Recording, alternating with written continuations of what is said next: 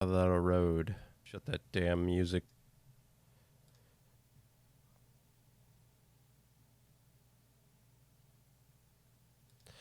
Good morning, everyone. Welcome for another installment of Cafe BTW, a gaming morning podcast. I'm Andy, your host with the most, and I am very corny this morning, but as you know, every Saturday morning we're here to do retrospectives of retro gaming, and I'm actually excited for today's episode. And hello to everyone that is on VOD. Don't want to forget about you watching the show past the live, and of course anyone that shows up for the live, thank you so much for being here. You could see Wario is not a real guest, but we don't have a guest today, and it's been a while since we did a little one-on-one with me. We've been lucky enough to have a ton of amazing guests come on the show in the last few weeks.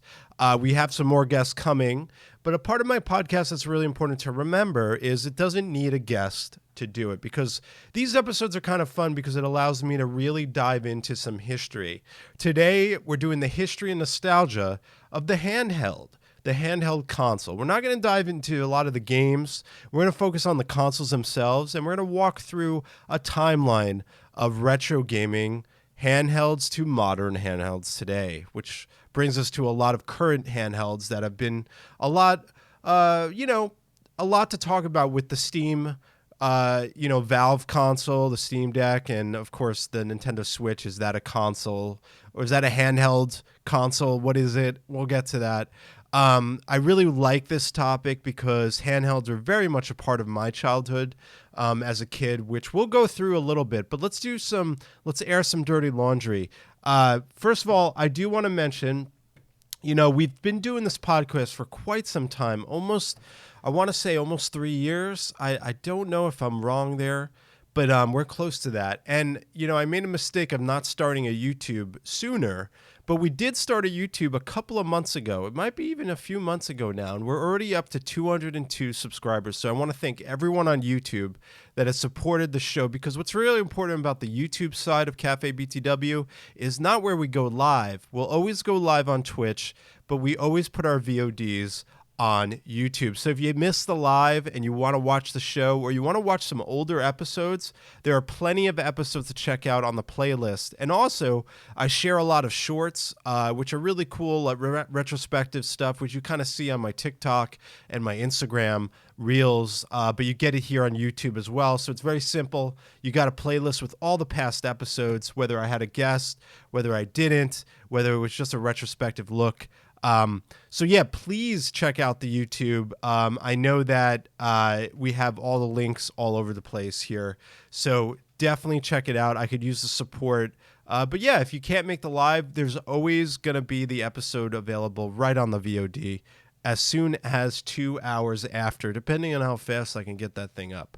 But that said, another thing I wanted to mention, which is really dear to me, near and dear to me, is obviously I don't talk about it too often, but I'm the gaming community director for Stand Up to Cancer, and every August, which we've been starting to do, we're pushing out a large event, and it's called Up to Us to Stand Up to Cancer, and basically it's a kind of like a month-long event, collaboration with content creators, whether you're streaming on Twitch, whether you're going TikTok live, whether you're doing YouTube live, even Facebook live. We want everyone to be a part of it. You get on, you do a charity stream for that month, and what's really cool is we're actually giving away an Obey collaboration co-branded t-shirt for the first 100 streamers to sign up. And I do know this, that we still have a bunch of shirts left. It's a really cool activation because it's going to be sending proceeds from the sales of these Obey shirts when they hit the market in August 1st to cancer research. And that's what it's all about. That's what this community drive is all about, supporting cancer research. If you check out my About Me below, you'll see a picture of my dad, who I lost in 2020 to this unpredictably terrible disease, and he had a very, very aggressive cancer called anaplastic thyroid cancer. So I joined Stand Up to Cancer before I lost my dad, so cancer support and helping this community and people that have connections to cancer has always been a part of my prerogative, always been a part of my focus in, outside of all the content I do. Supporting cancer research is so valuable and important to the the aggressively trying to, keep survivors, long-term survivors. There's so many variations of cancer. It's so hard to fight it. But what we try to say, especially at Stand Up, is at Stand Up to Cancer, we say, and good morning, Retro Gamers. Good morning, Genzo. At Stand Up to Cancer, it's about getting in front of it. That's what cancer research is all about. So this event means the world to me. We're really pushing hard this year. So if you haven't signed up for a charity stream, get on there. We still have shirts available that we're giving out to anyone that signs up. The first 100 streamers to sign up, and there's the link in chat, we'll get an Obey collaboration t-shirt. And I have some more exciting news about this Obey clothing collaboration that I've been prepping with for a long time. I can't really announce it yet, but there's going to be more to this side of the activation. So if you want to support cancer research, help me make the Up to Us event bigger than ever. I'm excited. We already got over 40 streamers signed up. We got some larger streamers that are going to be joining in August as well. So, and I know that Retro Gamers is in chat. We're going to be doing our Mario Kart tournament to be part of that. So we'll be talking about that eventually soon. I think we're going to be doing that at the end of August to kind of like end out the month. So Retro Gamers, I still need to talk to you about that, but we're excited to come back for that. So not only do I help support and run the event, I'm also going to participate in the event, of course. So click that link. And what's up, Biff? Good morning. Ahoy, my friend, my Canadian brother. So yeah, I just wanted to give a little bit more context to this. I think it's really important to, use my own platform to, spread the love and support that we're looking to make this August a huge impact. So I'm super excited to do that. And, other than that, it's just fun. Getting together with a bunch of like content creators to do something good. You take a couple of hours out of your normal streaming routine to do something good in the world. It's going to give you karma back. That's the most important part. I do this. I'm more motivated than ever after losing my dad to this freaking disease. So join us. Whether you just want to watch the streams and support, that's fine too. You don't have to donate.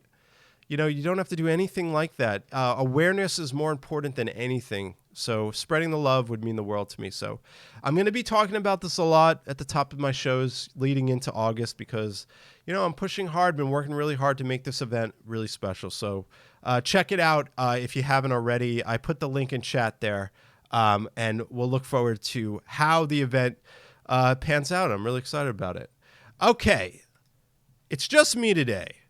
We don't have a guest, and I'm so excited because sometimes I really enjoy kind of walking through a certain topic, right? And there's a topic I've been wanting to talk about for a long time. Retro Gamers, thank you for the sign up, man. I really appreciate it, man. That's awesome. And we'll talk about the charity event coming up as well. And you locked yourself in for a t-shirt, brother. So I'm excited to get you that too. So thanks, man. Appreciate it. Also, I want to be candid about, I always say this on my show. I am in no way, shape, or form a historian. I just do my research, right? And I hope that when we walk down this little history of handheld game consoles, that, I try to touch on every little piece of this timeline. Did a little research yesterday and a few days ago, so got a little bit of things to pull up. So when we talk about this topic, handheld gaming, you have video games, right? You have the arcade in the 80s and the 70s. You have the at-home consoles like the Atari 2600 and stuff like that. But a big part of the gaming community and even the retro gaming community, if you go back, is handhelds, whether it was the Game Boy, whether it was Tiger Electronics games, which I'm not going to go deep into today, but really want to focus in on how did the handheld market really begin? And really where it started was in the toy market. That's where it started, where companies were in the 70s and the late 60s were trying to figure out where do we bring kind of like a different type of toy to the home market.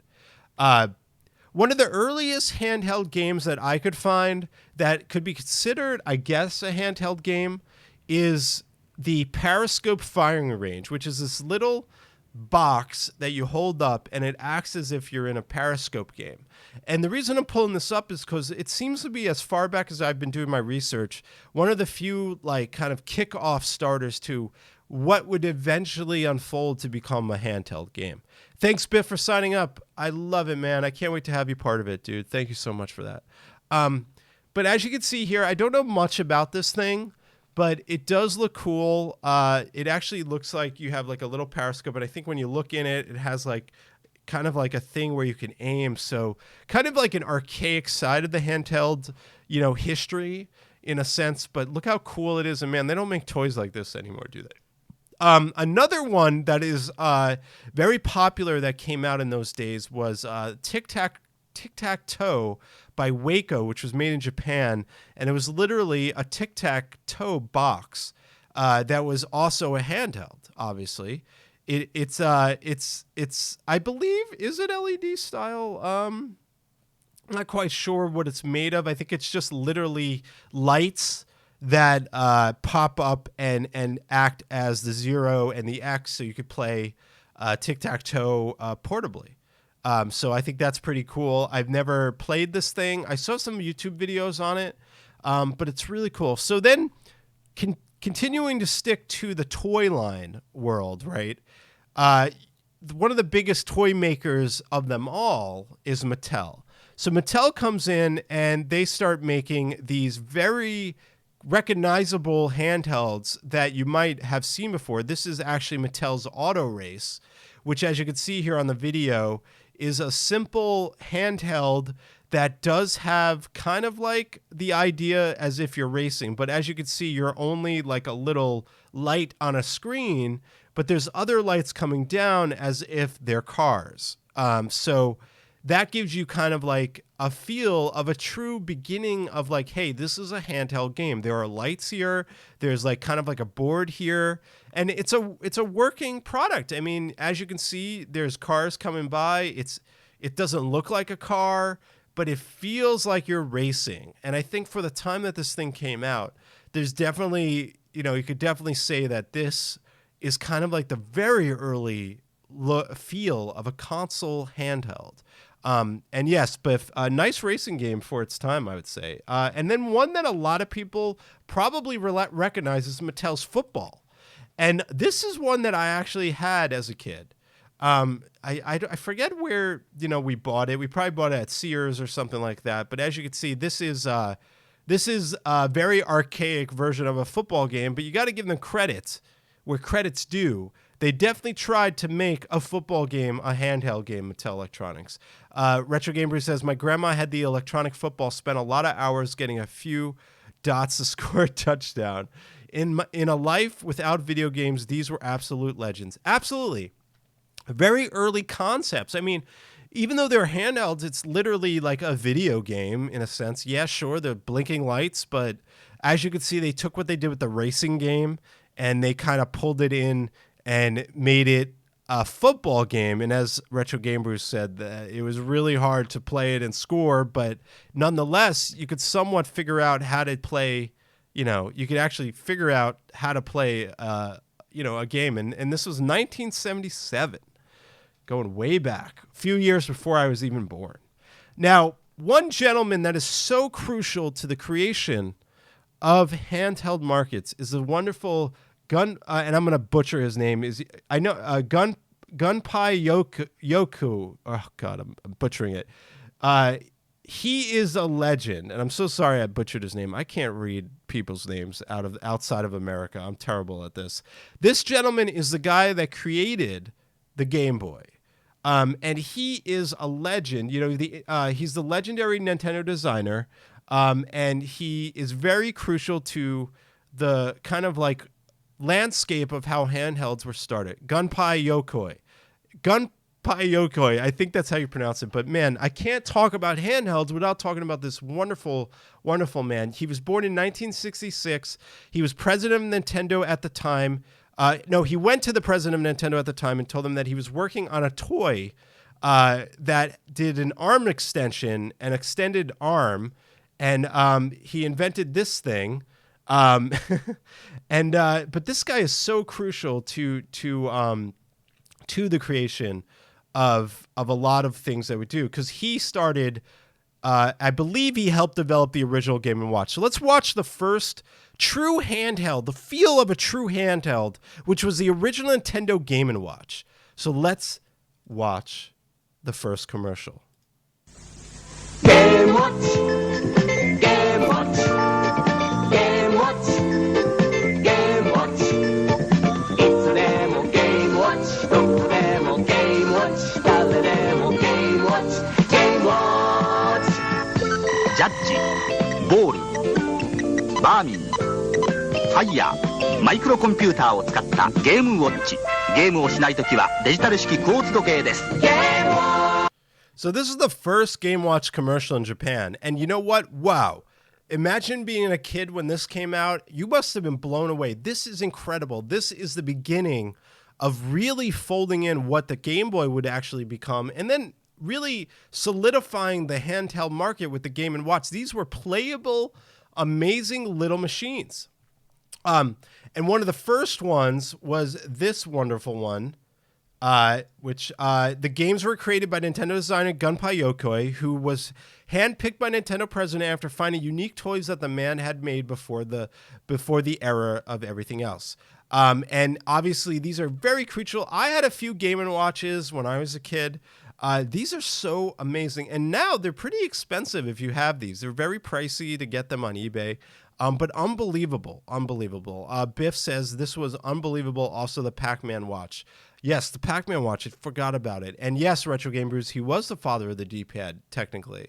That is absolutely correct. But, you know, we can't talk about... Oh, man, I played the crap out of Snoopy Tennis, by the way. I forgot all about this one, and I really want to find this one. I used to play this for hours on end, and I'd be totally satisfied playing Snoopy Tennis. Did anyone play Snoopy Tennis? Because, damn, this game was fun. I love Snoopy Tennis. It was freaking cool, man. And I like the color design of the Game & Watches. They were very aesthetically pleasing. This one had that like purple look with the kind of gold brass plating. Just really really good quality. Biff says, even in Little Canada Town, Mike captured by the magic of this tech. Yeah, even in Canada, Biff. Even in Canada. But this was beautiful. And I wanted to show Snoopy Tennis because I actually... like connect directly to this thing. This thing was freaking awesome. This game, love Snoopy Tennis. Now let's fast forward a few years later, a bunch of years later. It's 1989, or the kind of like tail end of 1988, and this is the Japanese Game Boy launch commercial. Because now we're talking about the Game Boy. This is not an original Game Boy. It's an original Game Boy that I actually modded, but I play Alleyways a lot. I still play Alleyways. I liked Alleyways. It was kind of like a clone of Breakout. But let's watch the first. I don't know if it's the first, but it's the launch commercial for the Game Boy in Japan. Let's watch this. Are there any cars for you? ゲームボーイ専用ソフトスーパーマリオランド対戦型ベースボールケーブルをつなぐとファミコンでは味わえなかった面白さ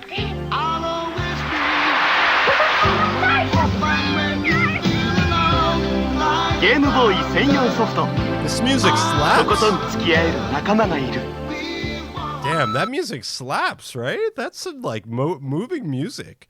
Retro Gamer says the Game & Watch Micro versus are super cool. They were 2-player Game & Watches. Yes, I remember those. Those were cool too. But now we're outside of the kind of archaic handhelds, and we're going into, one of the, if not the most iconic, most important piece of tech invented to really propel not only the handheld market, but video games in general. The Game Boy is so crucial to the timeline of video games. It changed the way we look at video games. It also changed the way we produced and perceived small handheld video games. This was everything. This was this changed everything. And being a kid in the 80s and actually buying a Game Boy in 1989, sitting in the back of my parents' car on road trips playing this, going through tons of batteries. My mom would buy me a box of batteries so that in case my batteries died on these long road trips, because we would go on road trips for like 4.5 hours, 5 hours, this thing would die immediately. But me and my brother would play Tetris against each other with both of our Game Boys in the back seat. There's nothing to replace the nostalgia and love of this. You could tell in my voice right now, nothing like it. The music sounds like it belonged in a movie, Over the Top. Oh, Over the Top. What a great movie. I got to find the VHS for that. I've been collecting VHS movies, so that is a good one, Retro Game Brews. Man, did I love Over the Top. But speaking of Over the Top, the Game Boy was Over the Top joy. It was everything you ever wanted in a handheld, except for the battery life, of course. But it was, the way it looked, it felt cool. And the cartridges were kind of like, they just seemed well made and just really special. Like even the cartridges were cool.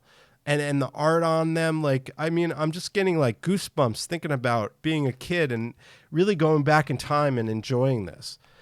Biff says, I found some issues with playing Pokemon as a young adult in the 90s. Kids would come up and talk to you about your Pokemon PP level. Out of context, it sounds bad. Cloud, hey Cloud, welcome to the cafe, by the way. Bro, Game Boy SP was my peak.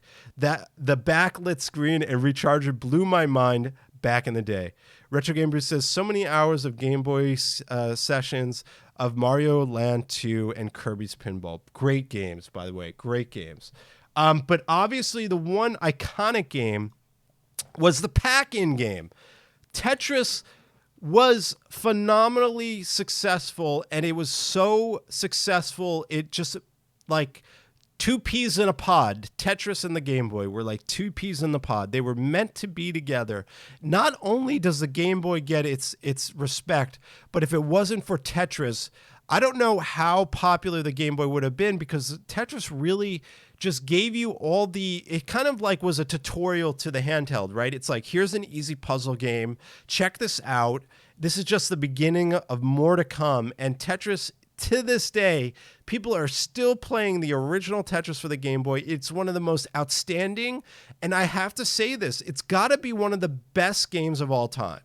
I got to say that. It's just got to be.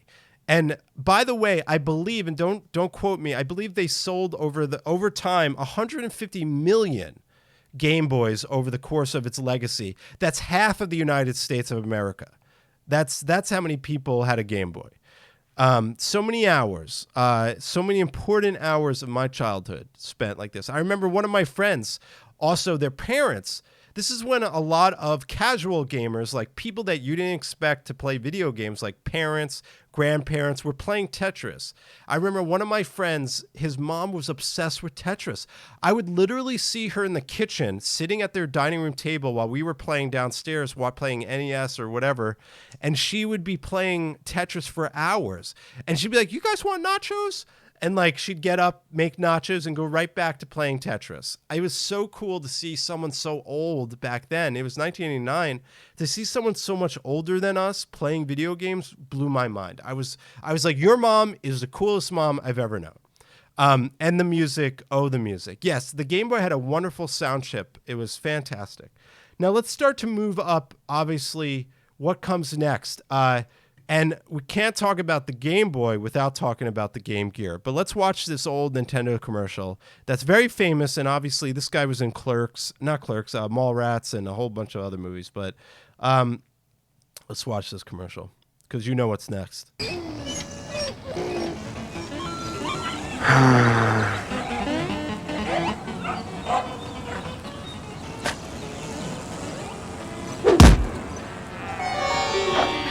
Whoa. Color. Hey, there's an easier way to get color. Get a Game Gear, the full color portable with over 150 games, like the new Echo, Mortal 2, and Sonic Triple Trouble. Sega! So here comes Sega, who is already in the console market competing against Nintendo, and they bring out the Game Gear. And you know what? The Game Gear is definitely iconic in its own right. Here's the game historian from his... Metal Jesus here, and I'm back again with Kinsey. Hello, and today we're going to be talking about a buying guide for this. All right, I love you, Metal Jesus, but not right now. But this is when the kind of console competitive market started to begin with the Game Gear, which was aesthetically pleasing, a wonderful thing. The battery life was terrible, but I actually enjoyed the Game Gear. I wish I still had one. I don't. And Retro Gamer says there's a great quote: "If you release the Game Boy with Mario, it will be for boys. If you release it with Tetris, it will be for everyone." You know, that's such a great quote. Retro Gamer is so true. Cloud Breather says, "What a chunky boy, a clunky boy." Retro Gamer says, "I had a satchel to carry my Game Gear and games. I loved it." Yeah, I remember the satchel. I saw that at a store recently. Actually, I should have picked it up. I really need to get a Game Gear. I'm like dying to get a Game Gear. I had one as a kid. They were fun, and I actually liked the look of it. The Game Gear was kind of fresh and cool. What's up, Princess Kitty? Oh my God, good to see you. Welcome to the cafe, by the way. We're just getting started. So after the Game Boy comes out, the next Game Boy to come into the fold was the Game Boy Pocket. Now, it was a little bit of better design. It was still the Game Boy Black and White, but that was next up. And then after that, we finally get what we all know, and actually I really loved, was the Game Boy Color. And I'll paraphrase here.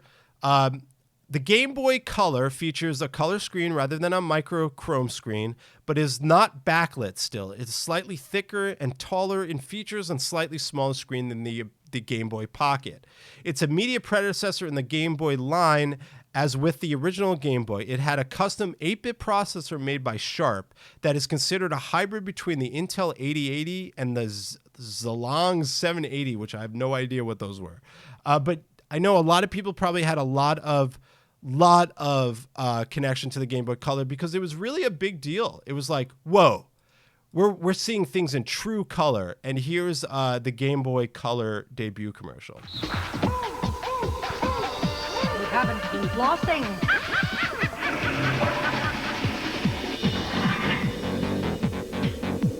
You haven't been flossing. You haven't been flossing. Escape to a world of color for each and every Game. So obviously the Game Boy Color was a huge advancement because we were finally getting color. And we already had color with the Game Gear, but this is Nintendo coming in and bringing out this one. So now we're like right in the middle of I think the handheld console boom, right? This is where things start to really go crazy. So next up is one of my favorite handhelds, and I still remember playing this, the Game Boy Advance, for the first time. In my old house in New Jersey, we had this huge sharp staircase that would go up to my brother's room and my room and a bathroom. The upstairs, it was a cape house, so upstairs there would be that. And I would sit on my staircase with my Game Boy Advance and play for hours. And I don't know why I would sit on the staircase, but I just had vivid memories hanging out on the staircase playing my Game Boy Advance. I still vividly remember first opening it. I loved this thing. I still have a Game Boy Advance as well.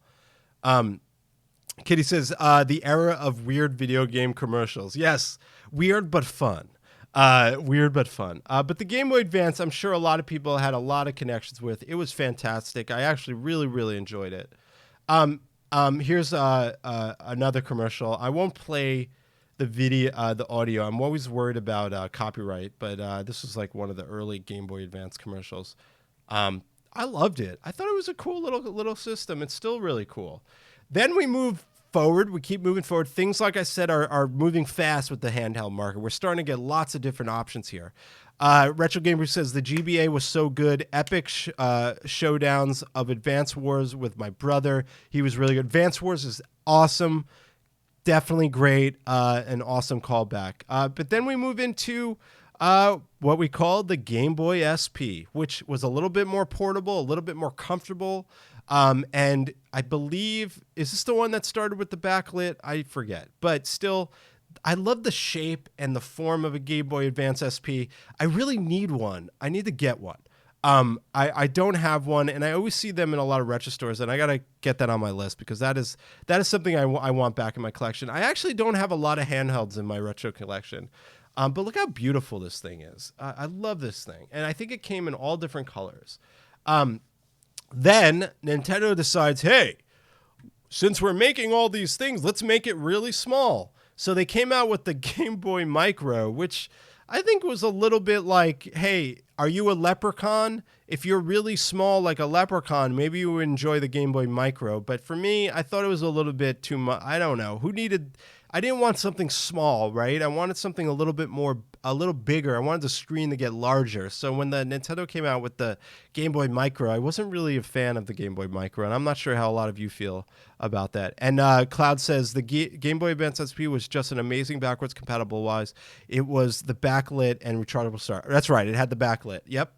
But not a fan of the Game Boy Micro. It would be cool to see it out in the wild. I haven't seen it in a retro store in a while, but now we're getting in a generation where mobile phones are starting to become really popular. And I can't talk about handheld games unless talking about the N-Gage. Now, the N-Gage I did not have. I had a friend that had the N-Gage. And where the N-Gage actually had some really playable games, there definitely were some games on here that were definitely playable and definitely pretty good, but there was a lot of bad games as well. But what's really cool about the N-Gage, and you have to give the N-Gage credit, is that it was really ahead of its time. It was like, let's take a phone and let's match it up with a video game console. And, you know, today, which we'll get into, mobile phones are have games. It's just like, that's just what it has. You go to the App Store, you can buy all types of games for your mobile phone. You could play mobile games. But Nokia really hit a home run here in a sense on a level of being ahead of the times. I don't know how well the N-Gage sold, but I don't think it did very well. But it was still pretty cool. And there was Sonic game on it. It was pretty kind of like revolutionary in so many ways because you had a phone that could also play video games. So you can't talk about handhelds without mentioning a little bit about the N-Gage. Moving across, one that I loved and actually I had was the Lynx. And a fun fact with the Lynx, the Atari Lynx, is there's a commercial. Let me find it. Tobey Maguire was in one of the original Lynx commercials. I'll show you right here. And a lot of people don't remember, but Tobey Maguire was a child actor. Hey, Mr. Block. 2 minutes. Hey, Mr. Block. Can I go to the bathroom? 2 minutes. Oh, yes. Good back. Oh, yes. Would he ever imagine that he would become Spider-Man? Look at this guy. Yes, I'm in the tube. Oh, yes, yes. Oh, all right. Introducing Lynx from Atari, the color video game you can get away with. Well, sometimes. That's a really cool commercial, especially the fact that it's with Tobey Maguire. I must say, I had a Lynx, and I loved the crap out. I thought it was really cool. I thought that Atari actually, you know, they came back and they came out with the Lynx, and there was some freaking good games on the Lynx. California Games was on the Lynx. There was so many cool games. Obviously, they had some really bad games, and the battery life was pretty crappy, but it was a beautiful piece of machinery, and I really wish I still had mine. I was one of those lucky kids to have a Lynx. You know, I know there were a lot of kids that didn't have the Lynx. Now we're going to get into, once that came out, all these weird other, like, games came out. This is the Game Mate, the Game Mate. When Nintendo launched the original Game Boy, later on, you know, a bunch of different companies started coming out and releasing their own versions of clones of, like, the Game Boy. And I don't know much about this one, but I thought it was pretty cool to pull it up. Obviously, it looks a lot like the Game Boy from a video game standpoint, not the actual aesthetics. It looks cheaply made, though. But that's when we're getting into these other people that are trying to get into the market. The SNK, which absolutely love SNK, they come out with the Neo Geo Pocket, which I never played. I don't know if anyone else has experience with the Neo Geo Pocket, but this was, you know, a bunch of other companies starting to come in and compete in the handheld market. A lot of people were starting to jump in. Retro Gamer says, Kitty is having issues with Twitch, so she wanted to let you know she didn't intend to drop off. Oh, tell her I don't. I love her for stopping by. It's so good to see her jump in chat. And thanks, Retro Gamers, for relaying that for me, man. Always good to see her around. And moving along here, we're getting through we're getting there. The Wonder Swan was another kind of like Game Boy clone-ish. One I've seen in the wild, and actually one that a lot of people I know, I've actually known a few people that try to collect these things. I don't know if anyone's ever played the Wonder Swan. Tiger's Gamecom active. Yeah, I actually think I have the Gamecom up here as I'm getting into these odd ones. Can't talk about handhelds, though, until I can't forget to mention the Turbo Express, which in my opinion, and I wish I had one, they're really pricey now. I think they get upwards of $1,000. But damn, the Turbo Express is pretty neat because you could take your typical Hue card that you use for the Turbo Graphics and bring it over to the Turbo Express and play your Turbo Graphics games on the Turbo Express. A really beautiful handheld and a phenomenal piece of machinery. And obviously it has a TV tuner there, or was it the radio tuner? I forget. But I never had one of these. I wish I did. And now they're just too expensive to buy. But that's the Turbo Express. And then moving along, what Retro Game Brews mentioned, this is the Gamecom, which I did pull up here, Retro Game Brews. The Gamecom is a 5th-generation handheld game console released by Tiger Electronics on September 12th, 1997. A smaller version, the Gamecom Pocket, was released in 1999. The first version of Gamecom can be connected to a 4.4 modem for internet connectivity. Hence the name referencing the top-level domain.com. It was the first video game console to include touchscreen and the first handheld console to include internet connectivity. That is pretty remarkable. And, we know Tiger Electronics from their little handheld games as well, but it did suck, Retro Game Brews. You are absolutely correct. It was not very good. But it is kind of interesting, again, where it wasn't good, it was still revolutionary in a sense like, whoa, they actually took the time to try to figure out how do we get internet on something like this. And then it's pretty crazy to think that, right? It's just insane to think that you could actually get internet on this thing, but I can't imagine it being very good. So that said, the Gamescom is something that I've seen in the wild, and it's something that I actually, if it was affordable enough, I would probably want to buy it, but for my collection. But again, I'm not a very big handheld collector. I actually don't collect a lot of handheld stuff, and I wish I did. Good to know it sucked, though. And then another one that I actually did had, which was freaking cool, was the Nomad, which was kind of taking a cue from the Turbo Express, where you could play Genesis games on this machine. And I wish I still had my Nomad. I would play lots of Genesis games in the back of car rides. To be able to play my Genesis on a Nomad or Genesis games was pretty cool. I gotta say, you've inspired me to make a gaming history 101 on Tiger Electronics. I love that. I love that I inspired you, Retro Game Brews. Thanks, man. Yeah, definitely do one. I love your gaming histories. Maybe you'll give me a shout out. Wink, wink. Another weird one, which this one had some weird history. This is the Gizmondo. I don't know if anyone heard of this, but really a fun fact about the Gizmondo, and I'm going to read this from the wiki, is the Gizmondo was overshadowed by the Swedish press, revealed that criminal parts of several executives calling their resignations, including Tiger Telematic CEO Carl Freer, director of Gizmondo European. Ericsson was involved, the creator of this, in a Swedish criminal organization, and on February 26th was forced to go into bankruptcy. So this is actually a handheld that was created by a criminal mastermind. So I thought that was pretty insane. I don't know much more than that. I don't know much more than the fact that some really terrible person developed the Gizmondo, but I think it's worth mentioning. It kind of looks like a weird cross between a old radio and a handheld, but I don't know, kind of funny. All right, moving right along. PlayStation is now into the fold. Now I do want to show the reveal of the PSP. Here we go.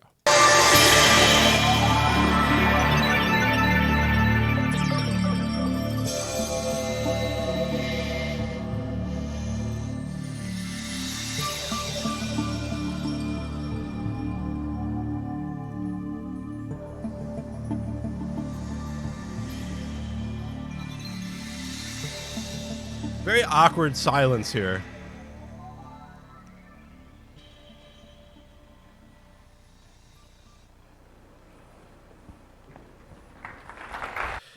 I think Al Capone would have set up his own one, but here's the PSP, and they introduced the UMD, which is a very unique CD disc. I just basically a mini CD for your PSP. I don't have a lot of experience with the PSP, and then later on they did the PSP Go, which is a very aesthetically pretty handheld.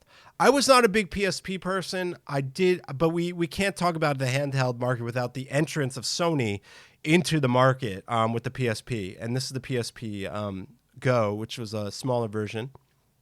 I know there's a lot of PSP collectors these days. There's a lot of Vita collectors. But now, Nintendo comes in 1989 and revolutionizes the handheld market. So then, in 2004, they revolutionize it again with this. And the wonderful Reggie Fils-Aimé is going to introduce one of the most important handhelds in the history of handhelds. Well, the wait is over. This is Nintendo DS.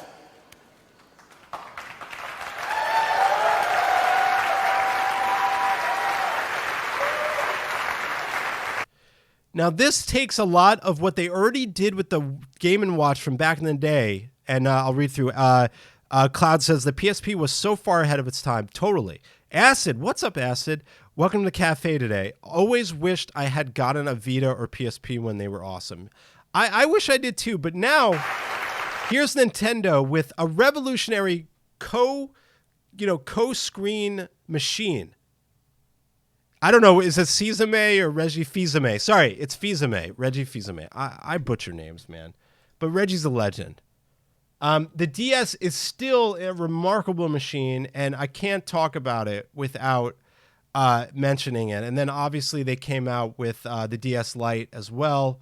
And this is when handhelds just became a normal part of our lives, where you would be playing Nintendo handhelds. And of course, Nintendo at their very best here with their handhelds, at their very best, and so important to the market. But then later we get the 3DS, and there's the wonderful Iwata, who, rest in peace, one of my favorite Nintendo executives of all time, one of the most important executives in the history of Nintendo's long history. You know, also is the father of the Switch. He was a part of the Switch before he died, unfortunately, and the Wii U. But the 3DS was a cool, it had the gyroscope, it had the 3DS the 3D without the goggles, but it did pretty bad in its first year. But then after they got their legs, the 3DS started releasing some fantastic, phenomenal games, and the 3DS definitely ended up having a good run. In the first year, it did really poorly in sales, but then all of a sudden, they started releasing the software they meant to release for this thing, and man, did they release some fantastic games. I don't know if you're a 3DS fan, but I was. I actually really, really enjoyed the 3DS, and I played it a ton for a long time. I wish I still had mine, and I don't. I wish I did. Next up is a very underrated handheld, and one that today a lot of people, especially like someone like Metal Jesus on YouTube, he is obsessed. He loves the Vita. He constantly talks about how important the Vita is and how amazing the Vita is. It's got a very cool fan base right now. There's a lot of collecting on the Vita. The Vita was very revolutionary. I think the Vita is still really cool, and unfortunately, I never had a Vita. I wish I had a Vita, but I want to give credit where credit's due, because the Vita was kind of like a underrated machine that didn't get enough praise for when it was released, I think. Cloud still plays his DS today. Moving on, we start to enter our modern era of mobile gaming. Mobile gaming can it be fit into the console handheld category? I think so. I mean, the phone counts as a console, right? The phone counts as a product that you use to play games on a portable level, like a portable way. So absolutely, I would say that that mobile gaming kind of came in and disrupted the handheld market and kind of changed the way we perceive mobile gaming and handheld gaming. So I can't talk about that without there. And we're getting to the end here. There were a couple other weird ones that came out, like the NVIDIA Shield. Didn't play this one, but I was kind of on the fence about buying it. I thought it was kind of neat with the controller and the screen, but I never played it. Actually, one of my roommates back in the day had one, and we would use it to watch TV, or I think we would use it for internet. And then, of course, coming up to like kind of modern times, we get the Switch. And, you know, is it controversial to say that the Switch is a handheld or is it a console? I like to say that it's a handheld first that allows you to play your handheld on a TV.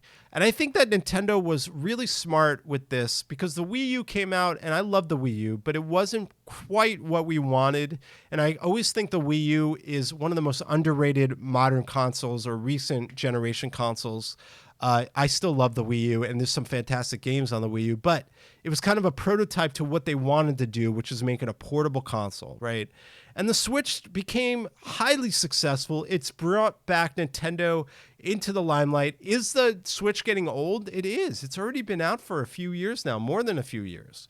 And I'm really curious what's next for the Switch, but we can't talk about handhelds without talking about the modern equivalent of what a handheld is. And I think the Nintendo Switch is everything we want in a handheld.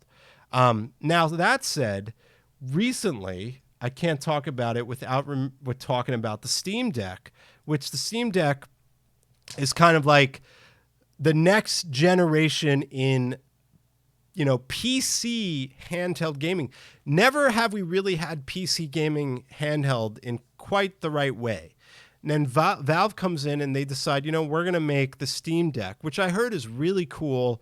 And the fact that you can play your Steam library and your AAA games on it, pretty cool. So I think going forward, we're going to probably have a lot of this competition between Nintendo releasing handhelds, consoles like the Switch, and then the Steam Deck probably continuing to release generations ahead of what it is. I don't think I'm going to buy a Steam Deck. I think I'm going to wait for the next gen Steam Deck, whatever that might be, or an upgraded Steam Deck before I decide to buy one. They look cool. I mean, they're definitely fascinating, but I don't think I need one right now. You know, I don't need. I like playing my PC games on my PC, if that makes sense. But I don't think it's a bad idea. I think it's pretty cool, and I know a few friends of mine that have it. So I would imagine that it's fun to play whatever Fallout New Vegas, which I'm replaying on Steam right now. I would love to play it on my handheld. But yeah, we can't talk about that. Now, that's pretty much where we are today, right? We have the Steam Deck, we have the Switch OLED. You know, what's next for handhelds? And I think that the way that Nintendo changed the market with the Switch, where they were like, yeah, we want to focus our console more portable, I think that's going to be a big win for Nintendo, where Sony and Xbox will continue to kind of stay in the console at home market, where even consoles are going to go away, where it's going to be more cloud gaming. But I think Nintendo will always have a leg in some type of tech that we can hold in our hands. And I can't wait for the next generation Switch. I'm really excited to see what is Nintendo going to give us that's going to blow the original Switch out of the water. And I just think it's like more power, obviously, like get Nintendo to finally give us something really, truly powerful to go against the Steam Deck. But I can't imagine what the future holds for Nintendo and what they're going to do going forward with the success of the Switch. So obviously, I'm really excited about that.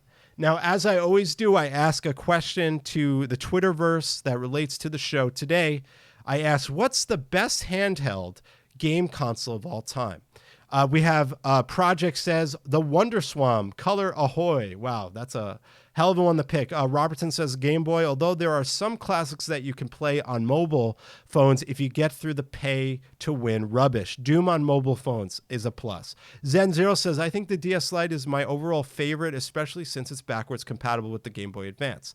One of my favorite Twitter retro people, which is Spawn, which she is awesome stuff, so check her out. She says, the Switch, controversial? I said, I don't think so. I think it's very much a portable console. 10 years later, and this is Clinton, I still game on my Nintendo 2DS. I most recently just beat the new Super Mario Bros. 2. The DS had a good amount of retro games as well. Donkey Kong, Outrun, Afterburner 2, even Streets of Rage 2. Great point, Clinton. Mackie Rob says, Game Boy Advance is my favorite. Love the device for the NES quality graphics and backwards compatibility with Game Boy and Game Boy Color games. Lewis says the original Game Boy, of course. Let's see if we got some other ones here. Strider says, of the past ones, I'm going to say Game Boy Advance SP. Even better with the model ISP. Good library, still feels good in the hands, and easy to carry. The Switch is probably the GOAT because of what it can do. I kind of believe that. Someone says, can I say Steam Deck? And I think, yes, I think you can. Ooh, look at this one, a Sign DS. This must be Restart Sign DS. Wow, nice. Brian says, Nintendo Switch DS, 3DS, Game Boy Color, Game Boy Advance, and Game Gear. Captain says, my personal favorite is the DS Lite. It's a solid upgrade from the original DS and also plays GBA games pretty dope. Meyer says, economically, I always slightly preferred the original Game Boy Advance, but the DS Lite, I think, is the best handheld of all time. It's from a non-forgotten age when Nintendo would build entire secondary architecture in a console, capitalize the just, so people could play the GBA games on a new screen. Insane. Wow, that's a great take, too. Let's read a couple more for these wonderful people. Surprise, no one voted for this. We talked about it, though, the classic football by Mattel. Analog Pocket, which is a cool modern console. The Game Boy Advance SP. Let's read a couple more here. Wow, thanks everyone for participating in this question today. The problem is the Switch is now technically a handheld and a main console. So where do we divide the console comparisons? Classic years, 80s, 90s, 2000s, 2010s, or 2020s combinations of those. I'd love the links. It's amazing, but how does that compare to the Switch? It's pretty great takes here. Jenna says, I remember when the Nintendo store in New York City used to do laser engraved DS. Whoa, that is so dope. I didn't know they did that. So thanks everyone for participating in the question today. That is truly, truly awesome. I really appreciate you guys. That said, everyone, we're kind of at the end. We've done almost a full hour of handheld history. And you know what? I've had a great time today. This has been freaking awesome to walk through the nostalgia and the history of handhelds. I've had a really great time. I do want to mention before I go and before we end the show, we have a brand new community. It's called the Retro Gaming Community on Twitter. I'm so proud to say that we have over 1.3K members that have joined since we started this thing about 3 months ago. We just did a giveaway on the actual community. We gave away a book in collaboration and donated by Bitmap Books. We gave away this SNES Pixel book, which is freaking cool. And we have a winner. His name is Clarence, I believe. Lawrence, I'm sorry. Lawrence won it in the community. But if you want to join something really cool, a private place on the Twitter feed that you could share your love of retro gaming and maybe your pickups that you don't want to share on your main feed, you are welcome to be part of this. So I'm going to share that in chat. Definitely check out the Twitter community. And Genzo, we should probably add a timer for the invite for the Twitter community because I would love people to be involved in that. That said, it has been a long show. It has been a fun show. It's never a long show. It's always an hour. So I don't know why I said that. But, you know, sometimes we don't have guests, but it doesn't mean the show doesn't go on. I really enjoy these episodes because it allows me to really focus and really narrow in my retrospectives. I hope that you've enjoyed a look back at the history and nostalgia of handhelds. I know we've missed a lot of other things probably within that history and timeline. Honorable mention to any of those we didn't mention on the show. If you want to mention anything else, feel free to tweet me, DM me, let me know if I missed anything. Join our Discord to communicate. But I do want to say, Jenza wants me to check one thing out before we go. Oh, wow, look at that. This is the engraving they used to do at the Nintendo store. Outstanding. Hell yeah. But I do want to say this. I want to thank everyone for being a part of the show for all these couple of years that we've been doing it. It's been awesome. We're getting close to 100 episodes.